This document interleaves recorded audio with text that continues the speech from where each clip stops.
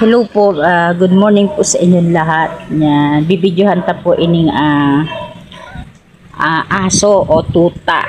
Tuta po ito ng aking hipag. Kundi nakakatawa o ma-enjoy ka manood sa kanila. And then ito, ang ganda. Ang taba na nila. And meron siyang kapatid na dalawang puti. Pero ang liit ng kanyang buntot. Oh.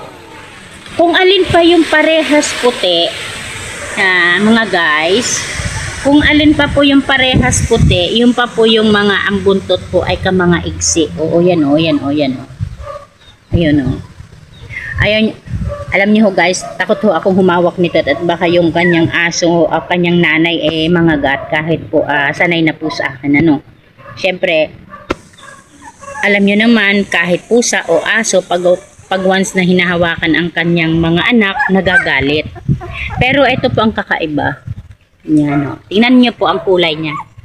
Yung buntot niya sa dulo ay puti. Ang dalawang niyang paa ay puti rin. Sabi nga ng hipag ko, may gloves daw. Yan. Siguro, mana dito sa ama. Kasi itim. And iba ang kulay ng paa. At ang buntot din ay maliit.